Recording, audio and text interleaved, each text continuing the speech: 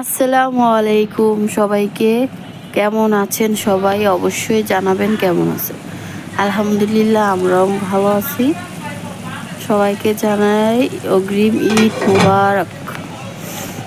আর আজকে তো সৌদি আরবে ঈদ, আর কালকে আগামীকাল হচ্ছে আমাদের এখানে ঈদ। আর এখানে আমি মানে আগের দিন হচ্ছে মাংস রান্না বান্না করেছিলাম, তো আর এই জন্য খুদের ভাত বানিয়েছি, সাথে এখানে ডিম ভেজেছি খাওয়ার জন্য। আর আমি তো এমনি তো মানে রোজা রাখি নাই, কয়েকটা রেখেছিলাম, তারপর আর রাখা হয়নি। যাই হোক, এখানে আমি ভাবলাম আর তো ঈদই চলে আসছে, 1-2 দিন বাকি, তাহলে আমি সোফার যে ফোম কাভার যে এইগুলো আছে কাভারগুলো, সেগুলো হচ্ছে একটু ধুয়ে দিই। আগে একটু ভিজিয়ে রাখি, তারপরে হচ্ছে ধুয়ে দিব, তারপর ছাদে দিয়ে আসবো। যাই হোক, এখানে আমি অনেক কাজকর্ম করব, হয়তো বা দেখতে দেখা যায় কত না সহজ, করতে তো কিন্তু অনেক কঠিন। যাই হোক, এখানে আমি এখন ফিল্টারটাও ধুয়ে নিলাম, কারণ ফিল্টারটা এত বেশি ময়লা হয়েছিল, পানি ঢালতে ঢালতে একেবারে অবস্থা খারাপ। এই জন্য আর কি এখন এই তো এখন ঢেলে নিলাম পানিটা। আর আমি হচ্ছে রান্না বান্না করব, সেগুলো আপনাদের মাঝে শেয়ার করবো। এখানে 5 কেজি মানে পেঁয়াজ, 5 কেজি আলু, তারপর টমেটো, মিষ্টি কুমড়া, সাথে হচ্ছে কি বলে পেঁপে ছিল, এগুলো পেঁপে আর মিষ্টি কুমড়া হচ্ছে রান্না করব তেলাপিয়া মাছ দিয়ে। তেমন মাছ ছিল না, তেলাপিয়া মাছ নিয়ে আসছিলো, সেগুলো দিয়ে রান্না করবো। এখানে আলুগুলো ঢেলে রেখেছি, আলু পেঁয়াজ, না হলে তো নষ্ট হয়ে যাবে এরকমভাবে রেখে দিলে। আর এখানে এই তো আমি 2টা ছোট ছোট আলু আর হচ্ছে পেঁপে কেটে নিয়েছি, সুন্দর করে কেটে ধুয়ে ভালো করে রেখেছি। এখন হচ্ছে প্রথমে মাছগুলো ভেজে নিব।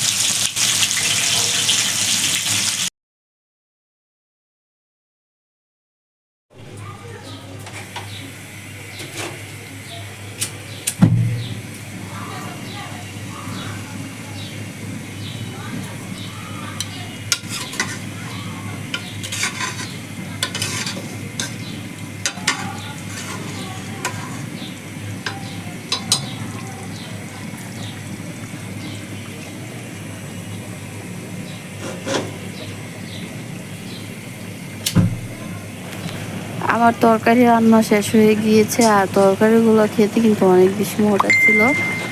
যাই হোক, এখানে এখন ভাতও রান্না করে ফেলছি, কারণ রান্না তো করাই লাগবে, তাই না? রান্না বান্নার কাজ, ঘর দুয়ার পরিষ্কার করা, কাপড় টাপড় ধোয়া, কি বলবো, অনেক কাজকর্ম। আর আমার হাজব্যান্ডও চাদর ধুয়ে দিয়েছিল। আর আর যাই হোক, এমন একটা হাজব্যান্ড পেয়েছি যখন আমি প্রেগনেন্ট ছিলাম আর কি, তখন আমার হাজব্যান্ড সব কাপড় চাপড়তে ধরে মানে সব কিছু ধুয়ে দিয়েছিল, কারণ আমার যাতে ঠান্ডা না লাগে। কারণ আমার যদি ঠান্ডা লেগে যায়, তাহলে তো আমার বাচ্চারও ঠান্ডা লেগে যাবে, তা প্রবলেম হবে। এই জন্য আর কি আমাদের তো আর কাজের মানুষ নাই, তাই না? এই জন্য আর কি। আর আমরা কাজের নেইও না। যাই হোক, নিজের কাজ নিজে করাই ভালো। এই তো এখন গুছাইতে গুছাইতে সন্ধ্যা হয়ে গেছে, আরও তো কত কাজ বাস্তা আছে, পোলাপেন মোলাপেন সামলানো আছেই।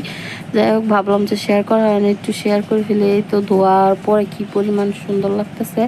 পরিষ্কার করে রাখলে নিজের থেকে অনেক ভালো লাগে, আমার থেকে অনেক ভালো লাগে পরিষ্কার করে রাখলে। আর এই সোফাগুলো এত বেশি ময়লা হয়ে যায়, বাহির থেকে ময়লা আসে, পর্দাটা দেওয়াতে ময়লাগুলো কম আসে, ভালোই হয়েছে। যাই হোক, এখানে আমার ছেলে মেয়ের জন্য তেমন খেলনা মেলনা আমি কিনে দিই না। ছেলেকে ছোটোবেলা অনেক খেলনা কিনে দিয়েছিলাম, সে ভেঙে ভেঙে অবস্থা খারাপ করে ফেলছে। এই জন্য রকিং চেয়ারটা কিনে দিয়েছি, যাতে সে রকিং চেয়ার নিয়ে খেলবে। যাই হোক, এখানে তো এখন খাওয়া দাওয়া করবো। এখানে আমি হচ্ছে মিষ্টি কুমড়া দিয়ে খাবো, আর আমার হাজব্যান্ডকে হচ্ছে পেঁপে দিয়ে দিব। আর খেতে কিন্তু আসলে অনেক ভালো লেগেছে আর কি। মিষ্টি কুমড়াটা তেমন খাই না, পছন্দ করি না, তাই এই জন্য খাওয়া হয় না। যারা আমার ভিডিও দেখেন, অনেক অনেক তরকারি আছে আমরা খাই না, মানে আমার হাজব্যান্ড খেতে পারে না, এই জন্য আমিও খেতে পারি না। আর জালিটা তো আমার একদমই ভাল লাগে না।